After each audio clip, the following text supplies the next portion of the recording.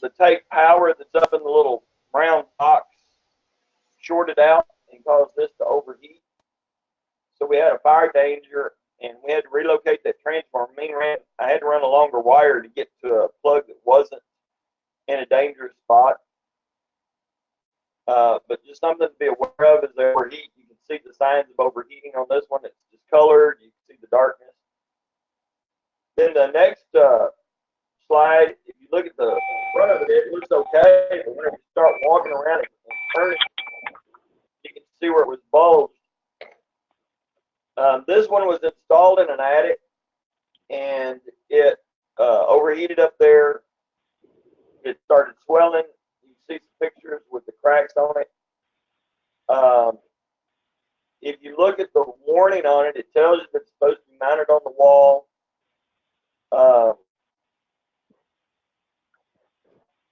But these also have a plug for the screw to hold it in place, and that screw was cut. That was cut off so that it would work. And Robert, can we go to the next one?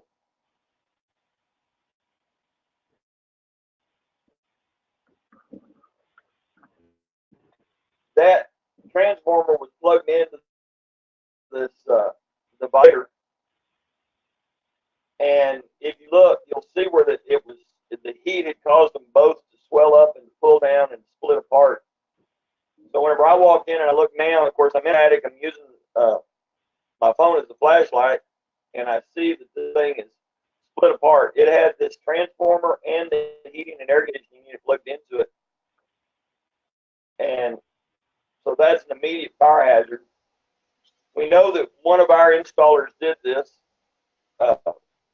because it was done. There was no doorbell. This was wired straight to this.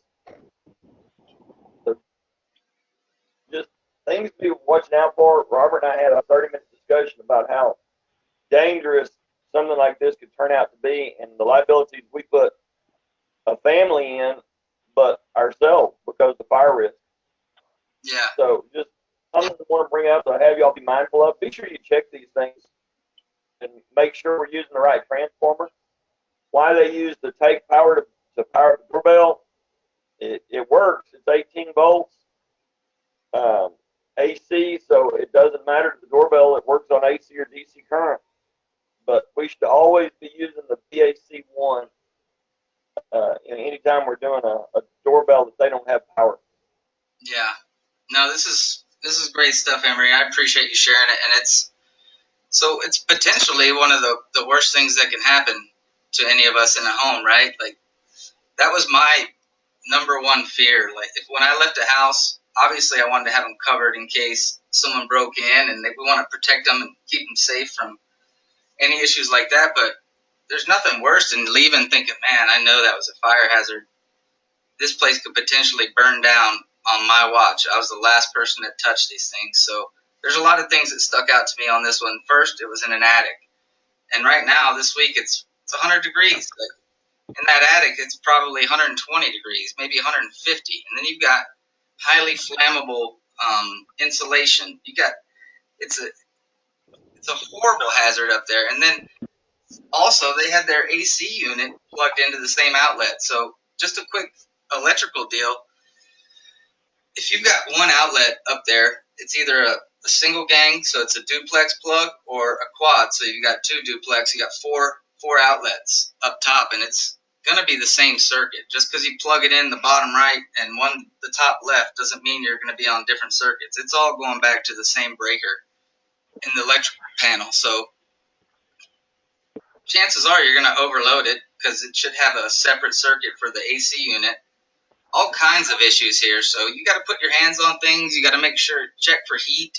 And in that situation, you want to abandon that if you can. You want to go drill a new hole, run a new wire, and find a different circuit to put your doorbell on. And the other thing is you want to go check the breaker box, because a lot of times you open up a box and it'll be these old, dusty, dirty breakers. And what that should tell you is that this one might not trip.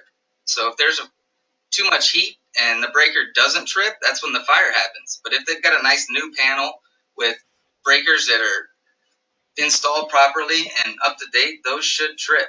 Now, you also could maybe put a GFI plug up there, or at least let them know to do that. Obviously, we can't do that, but just bottom line is, if you come across something, don't leave a house if your spidey sense is saying, man, this thing could catch fire.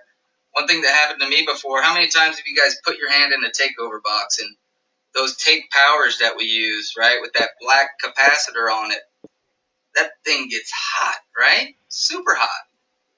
So I've seen those potentially cause fires too. So I don't want to take much more time, but that's like the number one thing is watch out for fire hazards, especially as it's getting hot outside. And attics should be huge red flags. If you're up there, you need to take a good look at what's going on. So does anybody have anything, questions, thoughts before we move on? Nope. Okay, cool. Great share, Emery. Next up, we have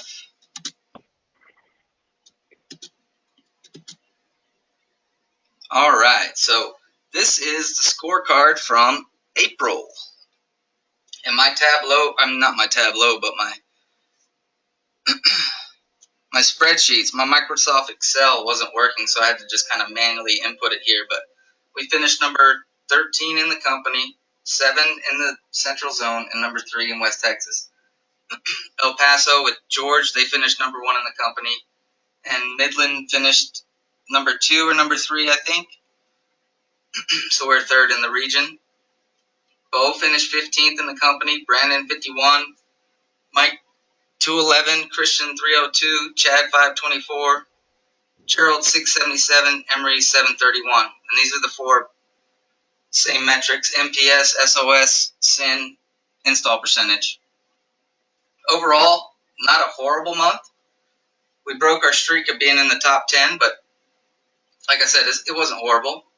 Not too bad of a showing. There's a lot of good numbers on here, not too many real bad ones. I mean, you guys are good at what you do. We just got to stay tight.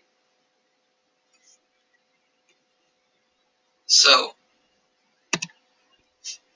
as you know, we're going to be switching to the performance dashboard. It was supposed to kick off last Wednesday or the Wednesday before, and they caught some bugs in it a couple days out. I'm actually able to pull up what's called the field report, which is what they're pulling this from, but it's not dialed into our 5 buckets right here. So what I want you guys to concentrate on as this comes out, it should be live, I'm hoping, by the end of the week, if not next week.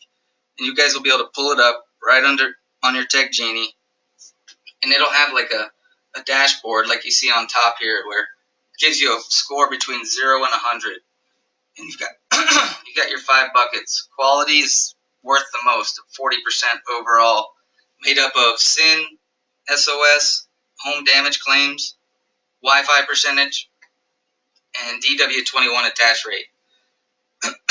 One thing I noticed is our DW21 attach rate is down in like the high 20s, low 30% range. So that's a place we've got a lot of room to make up for. So if you're still avoiding these, you've got to get in the habit of starting to put these in. Efficiency is going to take up 20%, completion percentage, calculated efficiency. So instead of just being graded on an install and having install percentage, you're going to have your entire scope of work looked at over a month. So it's a lot more fair and larger, broader look at it. Then NPS, or customer excellence, you guys will be evaluated on the ANPS question. Let's touch on that for a minute. I recommend you don't change anything you're doing. I don't have a fear with you guys, but my fear overall as a company is that some of the guys in the home are going to start to take less ownership for issues. I mean, how many times do you go into a house and there's an issue with customer care or scheduling, or the customer's upset at everything else but you, right? So now, knowing that this survey is going to be asking about you, some people have a tendency to start not taking ownership, and we 100% have to avoid that situation. We still take ownership of all the issues because we're all one company. Like I said, I don't have that fear from you guys, but I want you to know that that's going to be something I'm going to be looking for. And if I start seeing NPS drop, it's going to be telling me what's going on. So just keep the routine the same. We want to keep our integrity. We're not going to force people to give us 10s. You know, we're going to do the right thing. We're going to talk about it. We're going to take care of them. Okay. Any questions on the surveys? Everybody clear on that? Okay, good. Inventory. This one's going to be 10%. It's going to cover everything. RMA, bad on hand, lost and found. All that stuff that we did with the IP report, which has been out long enough for everybody to know. And all I'll say is your reconciliations, that'll be on there too. So just don't go over your 7 days. Your RMAs. So if you're doing them on time and getting them back, that's great. But if you're actually pulling too much and it's showing that you're not troubleshooting at all, you might take a hit in that one. So keep an eye on your panels and cameras, things I've talked about before. And then safety will be 10%. That's your driving, your Fleetmatic score. That should be an easy A for all of us. So be familiar with these, and as this rolls out, I'll start sending out some reports as we transition into a new looking scorecard. It's not going to look the same as it used to.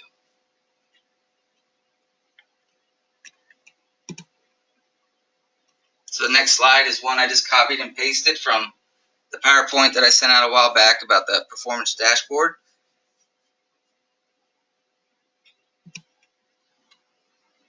All right, little recognition. Normally this slide is for like recognition on the scorecard or performance, in the field, but I think it's a great opportunity to recognize Chad again for graduating last Saturday. I mean, you guys all know he's been swamped with full-time school.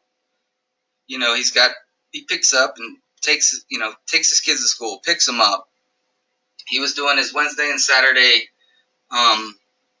church or youth group mentorship and leadership program. The guy's constantly busy, and I was just so excited to hear that he graduated last week, and that plate can not be so full, and he can kind of get into the swing and have more time. But like Nick said, man, he sacrificed a lot. It was difficult, and the sacrifices you made to better yourself and live the American dream, provide for your family, what we all strive for. So great job in positioning you and your family to a bright future. Man, it's awesome. I went to school for 5 years out of high school, and I probably have 150 credits, and I think you need 120 to graduate. I just never saw myself finishing in what I had chosen, and I just kept changing and changing, and I'm pretty sure it's been so long now that those credits are gonzo, and I'd have to start over, but it's a big deal. It's not easy, and you should be proud, Chad. Awesome job, dude. Thanks, man. Two things I want to point out, or one thing. We've actually partnered with Utah State and Southern New Hampshire universities for online college, and we've got programs through Vivint where you can get your degree, and they can actually give you credits for time worked in the field. And there's a lot of opportunity there, and it's something that we worked hard to become a part of. And our Central Zone trainer, Zachary Overy, he's currently in the program and a great resource to either give a call or email if you're interested in this. And I'm interested in it. I need to get my degree, and if you guys are interested, just let me know, and we can dig into some of the details. But it's a great program that just started about a year or so ago. So if you guys have any questions about that, just please let me know. Okay, some topics. JSAs, Sign Pilot, networking, new pricing, and hiring. So on the JSAs, let's cover the why real quick. We talked about it in the meeting, but guys, we're one of the very few companies, big field service companies in the country that we're not using JSAs or the Predictive Solutions app. There's a lot of reasons why. I think a lot of people make the mistake of thinking it's just an extra finger drill and it's going to take us longer. When you look at the history and over time, the JSAs actually make companies more efficient and quicker because it saves time lost for injury. All the days off you have to have when you're injured, because I think people fail to think about more than just being out of work and having an issue at their job. You're not getting paid. You might not be able to pay your rent, pay your car, things that can just demolish you, right? So that's the why behind it. It's going to get you thinking about safety on every job. And then I've got when. So we're going to be doing these on every job during your walkthrough. Emery and I talked about it yesterday. You guys aren't perfect. You're going to miss one here and there, especially in the beginning. But there's no excuse to go weeks and days without filling these out. And it's a heck of a lot easier than doing those surveys for the PLCs. I thought about that last night too. You guys dreaded that, but I think this is easier than that. And it's for a good cause. So I'm going to ask for some participation here. Who wants to speak up a little bit about the email and like how that works and where it's supposed to be emailed to and when you're working through it? Because I've received some from Gerald, but I haven't received some from others, and I think some are going to Bo, but we need to hash that out real quick. I know you had told them to start sending them to me on that one. I did, but I want to get down to like the details. Where in it does it tell you to put your email address, and can you do it every time, or can you put it in once and it'll go to that same person all the time? No, you have to put it in every time. It's on that page that you fill out where you add your work order number. So I want you guys to start sending them to me. Is there a way to send them to two people, or is it just one no matter what? So you can add multiple people. Okay. Whenever you type in the email address, you just hit add afterwards, and it'll add it to a list of people to receive the email. Okay, perfect. So to make it easy on you guys, if you already have Bo inputted, that's fine. And then Bo, what I want you to do is set up a rule that every email that comes in from Predictive Solutions, it automatically forwards to me. How about that? All right, sounds good. Everybody clear on that? So you can have Bo typed in there. That way he's receiving them on every one, and then they'll automatically forward to me. Robert? Yes, sir.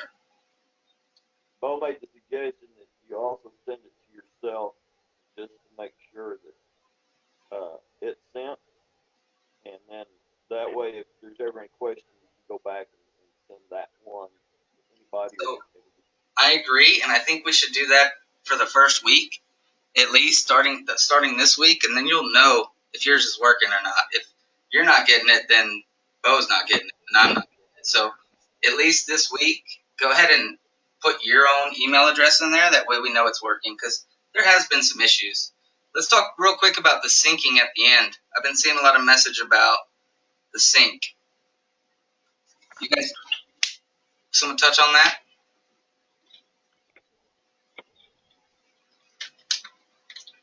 The only thing I noticed on the syncing is don't get off the page. Don't close the app and go back to what you were doing. You got to wait till it finishes syncing. So you got to do it all in one shot. But you can finish it. You can do it and then just let it wait. But before it actually sends, you have to do the sync and finish. Okay. But I closed one and jumped back over to finish up what I was doing, and it didn't finish. I had to go back and be sure I finished. Okay, good. Anyone have questions on the JSAs? Questions on the expectation of the JSAs? Okay, cool. Sign pilot. Won't spend much time on this. It's pretty easy. Just for 5 days, every job, swap the sign, whether it's new looking or not. And then you're going to put the information on the back, bring it with you to the next FSL, and we'll ship them out. She'll ship them out from there. Networking. We talked about this in the meeting. So all I want to stress here is it took me a bit to get on board, and I thought it was some complicated beast that was hard or complicated, not easy. But guys, once I dug in, it's very simple. I think make sure you have the app downloaded. And the way I look at this is that's one of the only not complicated, but issues with our job in the home where it could get a little dicey with the networking, right? It's a wireless signal. It's not something you can see or grab or feel, right? So now we've been given a tool to use that can give us numbers and a way to get a close feel for where cameras need to be or why they're not working or where they should be to be working, where to put the panel. So all I'm asking here is that if you haven't played with this enough to know how it works, that you start, because it's going to be obvious. If you've got 25% sin or sauce and it's all camera issues, then you're obviously not using this. Especially when it comes to figuring out speeds and uploads. It's not complicated, and please reach out to me. Don't be afraid if you still don't know this yet. Let me know, and we'll walk you through it. Make sure you understand how to use it, but it's important, guys. You need to get on board. So new pricing. There was a June 1st. There's a link here you can use. It's also on the Zinc page, Permian Basin. It'll have some new pricing structure set up, so take a look at that, become familiar with that, and ready for the rollout. Hiring, we've got 5, 6 open recs. We've got the guy in Big Spring you met the other day. Emery in Fort Stockton, he found his backfill. So before too long, he'll be getting started, and I've still got to hire about 5 more. So please continue to look for good people and good fit. There's a $500 referral bonus. So put a little money in your pocket if you find somebody good. And honestly, a lot of the best people are going to come from you. And it's shown in the past that they come from you guys, and those are normally the best ones. So keep your eye out, and I'm not going to try to rush and just hire a whole bunch of people. I want to find good people. So.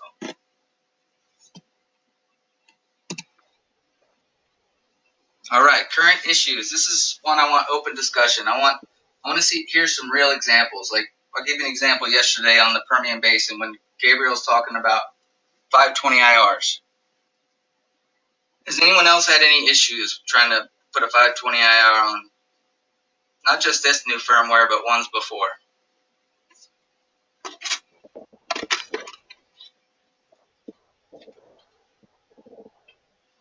Nobody? They usually just need to refactory reset once or twice, and then it usually works fine. Exactly, and that's pretty simple, but I think the issue we've had is no one really communicated about it. It's just kind of once we figure it out, we've got it figured out, and then 7 other people are still sending back 520 IRs. So I think it's a good example of we just need to share examples of these things. That way everyone's on the same page, because one of the challenges we have with new firmware updates is you guys will figure out the bug, we'll figure out the fix, and then the firmware will change again, right? So now we're going to try that same fix, but it doesn't work anymore. So this one of the benefits of this Wednesday huddle is going to be for that right there, being able to keep current. Because think about all the time you'll save if you don't have to go through different processes to try to figure out how to do this on each firmware, right? So the 520 IRs, you got to factory reset it sometimes twice, sometimes 3 times. What about the DBC pop-up bug?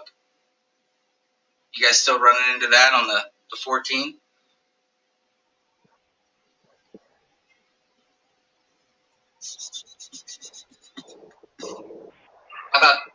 How about this? Are you guys have you run into it at all from 13 on? The last 2-3 weeks. I ran into about 2 of them. Okay, what'd you do? I factory reset the doorbell, re-added it, reset the network module, and explained to the customer what was going on. Okay. And it was 1 for 2. One was really mad about it, and the other one was understanding. Okay. So is it good to have a conversation with those customers and say, look, this is definitely a known bug. Um, I will troubleshoot and make sure I do everything in my power, but there is a possibility that even if I get it fixed today, you might have this issue again, right? And so Yeah. that conversation needs to go in the direction of, it's probably best that you don't call in for another service call in the next 2 days if it's doing the same thing, because it is a bug, right? Yeah. Now, there's one thing we can add to that, right? We don't have to always add it, but for the ones like you're saying, 1 for 2, one was super upset, right? At Yes. that point, you can say, look, why don't we get loyalty on the phone and make sure that they're tracking the time that you're going to be down or dealing with this bug. That way you can receive a credit for it. That way you're not going to be worried about paying full for a service that's we're not providing in full. Like if you say that, you're probably going to talk them off the edge a little bit, and they'll appreciate you at least making that call, right? Yeah, that's exactly what happened. Good. Good. Everybody good with that?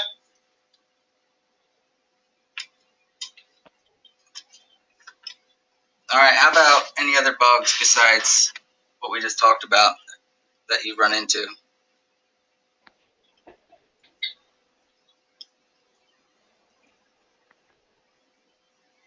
So one more that I've heard about is the repeater 345. You guys run into this one?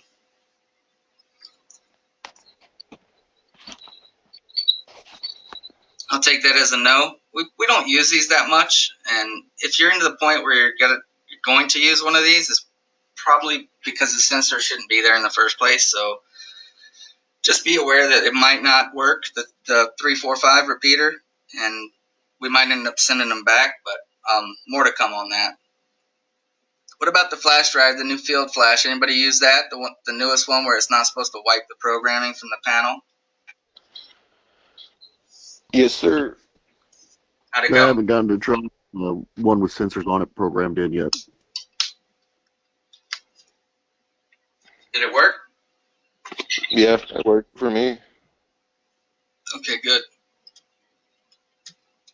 Anyone else have any examples from the last couple of weeks of getting hung up somewhere on cameras, or a place where you're just stuck to the point you actually had to leave because I something had a didn't work? question regarding that flash.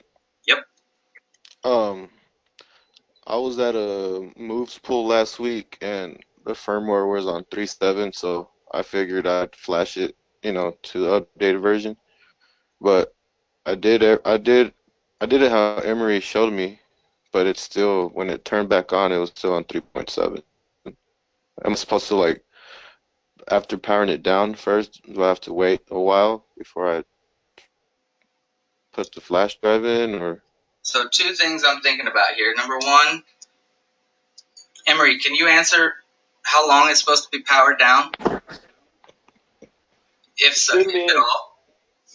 There shouldn't be any time if you just power it all down and put it in, and whenever you plug it back in, you will note on the screen that it says that it's flashing, and it'll take, like I said, about 20 minutes. I think is what we figured out. So if it didn't work, we may have gotten a good copy on your flash drive. Uh, Yeah, well, I but mean, Cheryl, it worked the first time. This was the second time I used it. Right. The first time it was the same thing, 3.7, and it updated like in 12 minutes. it could have been that it didn't read from the. If you have it on battery power too long before you hit the AC power, it won't activate the network card, so it won't read the USB. So it may be something you just need to just put it on power and make sure it comes in on instead of plugging the battery in. Yeah. That's also been an issue with the 10.14 is that it shows up low battery or battery not charging when it really is. There's been several workarounds on that, but it's kind of a hit or miss. Some of them say power it all the way up on battery and then plug in the AC. Some people say plug into AC um, and let it come up and then plug in the battery. Um, so that's just kind of a hit or miss, but that is an own bug on it that it'll sometimes say that the battery's not charging or you have a bad battery. Yeah, I've seen that too, and I wrote down the steps on how to fix it because I followed. I brought Ralph with me one of those times in Chicago, and the way that he told me to do it worked, and it happened to us 2 or 3 times. So if you run into that, just give me a call. Okay, and then backtracking to you, Christian, on that the one that didn't take. What I would do, and you guys, if you have a better idea than this, speak up. But in that situation, what I would do is go grab a panel out of the truck and then fire it up. One that you know is going to come to 31014. Just plug it in and fire it up on the floor. And then try flashing that same panel a second time, the one that didn't catch. Okay. And then you'll know if it was an issue with the thumb drive, something didn't click, or if there's an issue with the panel, you know what I mean? Give you some info. Yeah. Coolio. All right, moving on. So we've talked about this a little bit. I don't think we need to hit on this anymore. Communication. So we've got Jamie Jacobson. She's the one that sends out the weekly field ops email that should have current issues, bugs. She wants to get out information that's going to be helpful to you weekly. And then she'll have some company shout outs. And, you know, it's kind of like a weekly newsletter, but it should be helpful to you guys. And her goal is to have it every Wednesday about the same time. So you're not getting random emails on Friday at 8 p.m. or Monday at 4 p.m. It's going to come out consistently, and that's her goal. So keep your eyes out for those. Couple of updates. The Smart Hub, the PLCs, those are supposed to start shipping out June-ish, and DTH is using them now, and we'll have to use all of our Sky controls up first, but it's coming. And like I said before, Smart Hub is 5.0 versus 2.4. Cell units built in. I've got one at the house, and it's pretty sweet. And it's on the 31016, and it's freaking awesome. And if you guys want to be beta testers, they're always looking for more people to help test the firmwares and everything else. So if you're not utilizing beta testing and new products, you should definitely email beta@vivint.com and get involved. If you have any issues, just hit me up. So Wi-Fi mesh has been talked about. I think they're actually using it with DTH right now. Depending on the attach rates and success with that, we possibly will incorporate that to our system too. What else? Those are just some of the communication things that have been coming out. You guys have any questions, thoughts about this?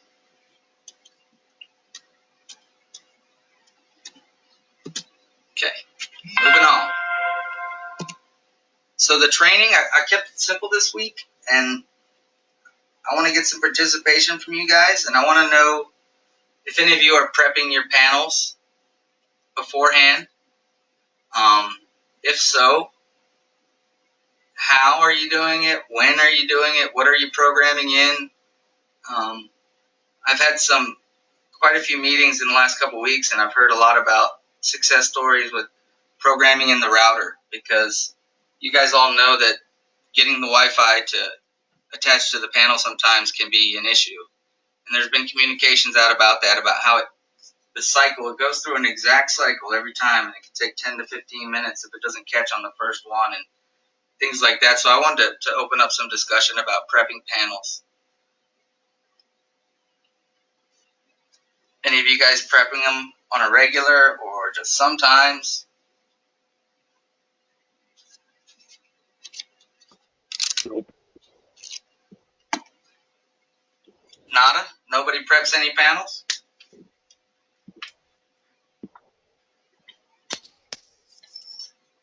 I will throw a cell mod in there and again a channel like right before an install, like heading on the way over there, but nothing like networking, stuff like that.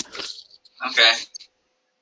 So I kind of get it. I mean, you guys have been stacked, right? Your schedules are slam packed, and if something falls off, another thing comes in, right? So where's the time, right? Where's the time to get these panels prepped? So what I've noticed lately, and you guys correct me if I'm wrong, but if you have a job that's scheduled for 2.5, 3 hours, and you do it in an hour and a half, 2, and you close it, it's still closing with the 3-hour window, which means you've got an hour or so play, right, where they can't pop another job in. Is that correct for the most part?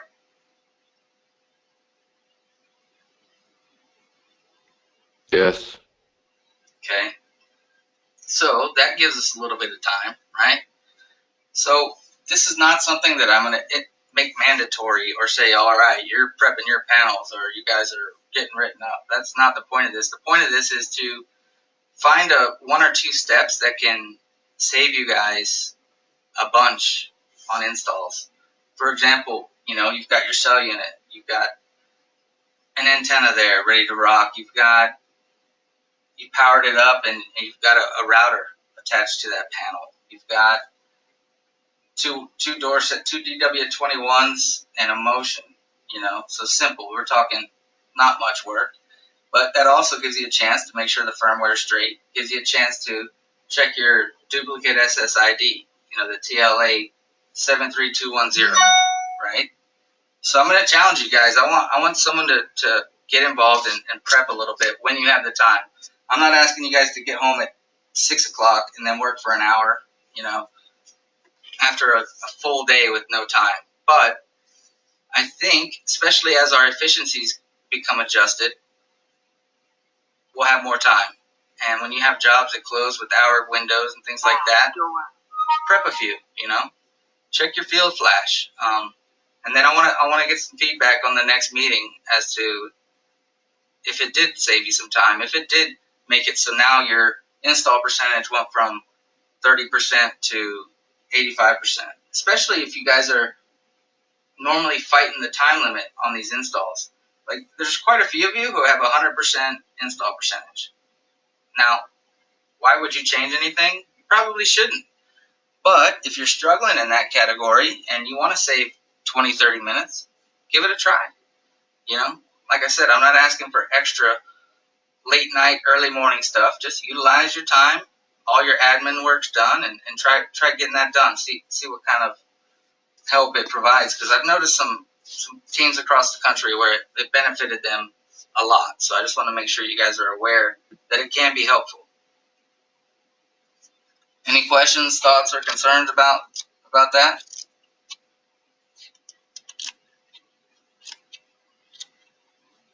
All right. Does it make sense? I mean,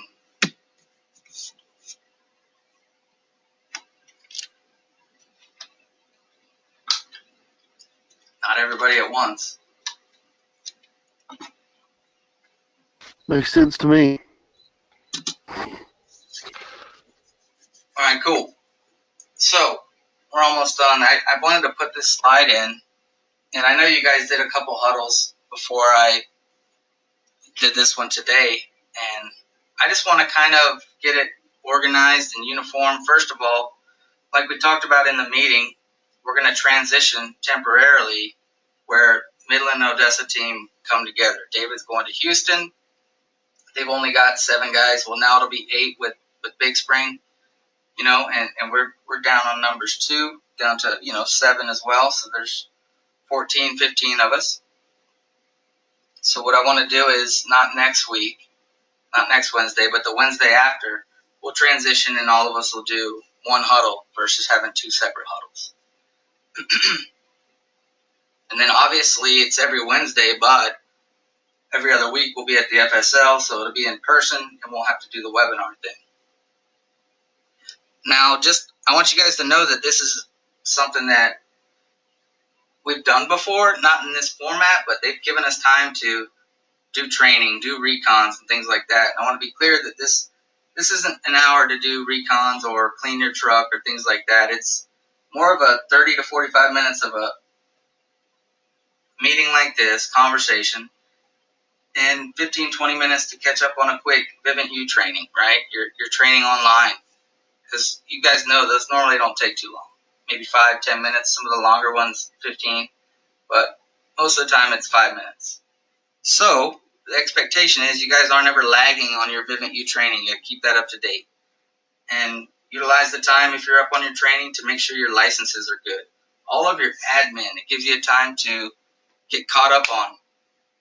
And if you're reconning every week, it shouldn't take you an hour to do a recon. Once you're caught up and your numbers are good, it should take you 15, 20 minutes because you're keeping up with it daily. So we got to utilize the time to meet, keep up with current issues, and keep up with our admin work. And as it goes on, we'll get tight with our time and be able to give as much time back to you as possible.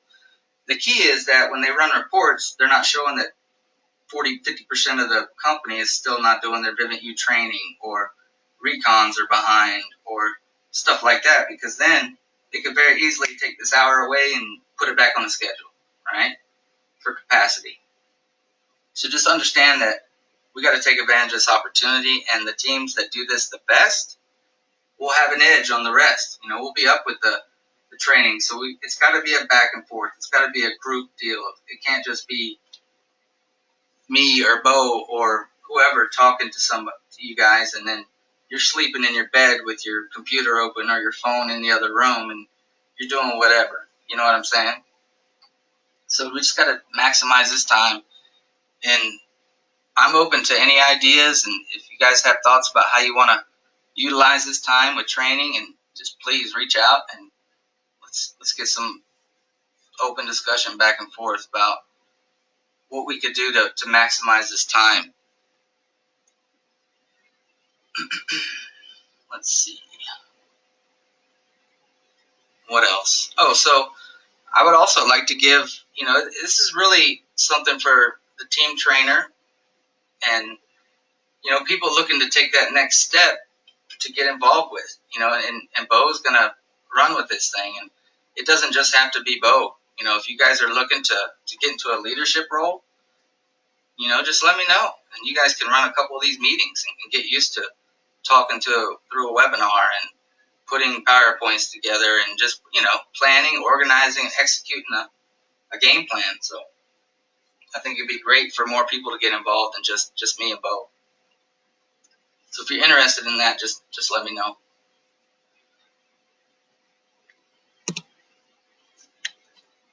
Okie dokie. That's all I got, fellas. Anyone have any questions?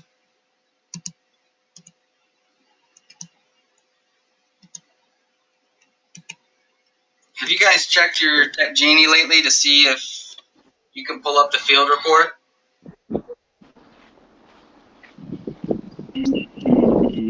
What's up, Christian?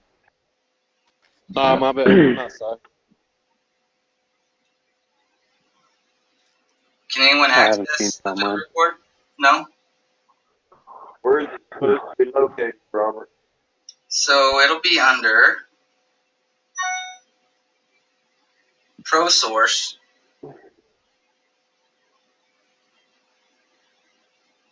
Once ProSource comes up, you'll hit the top three lines on the right. At least this is how it works for me. Then you go to Resources. So ProSource, then Resources. And that'll pull up some tabs, and you go to Reporting. Now, it may be different. I might have a different view than you guys. So when this gets opened up to everyone, you'll have to play with it. But you want to go to ProSource, Resources, Reporting, and then Field Report. And what I pull up now has the old Field Report, which is everything. And the way it should look on yours is exactly the way it looks on the screen right now, and it'll have warning lights and where you're at and your overall scores. You'll also be able to pull up, hit on Sin 30, and it'll give you where you're at on that. Each one of those tabs will have a score as well. So it should be pretty detailed and give you an idea of exactly where you're at and why. Game changer. Total game changer.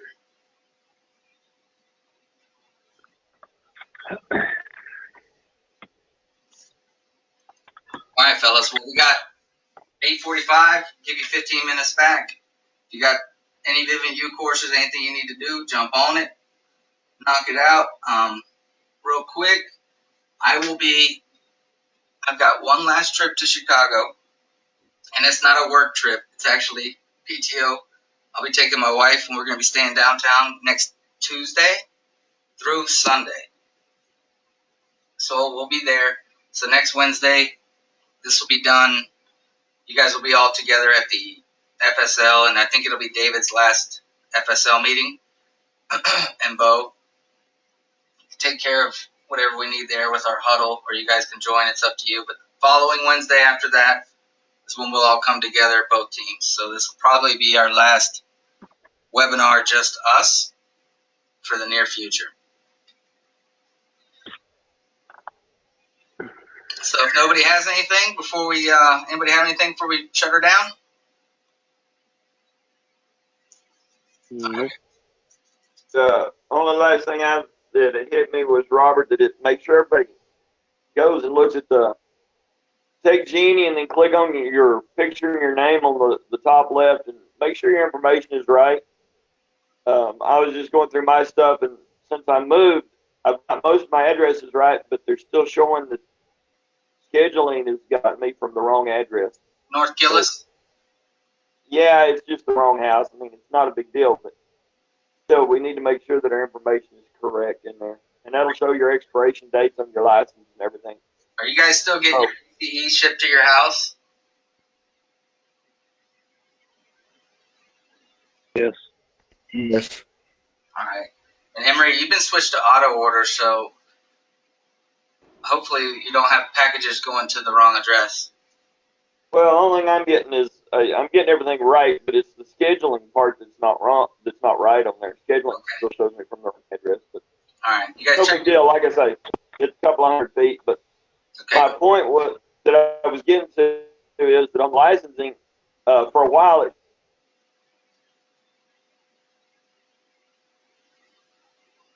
current, and so we had to get into licensing. So just if the dates are wrong, be sure you get it corrected. Good deal.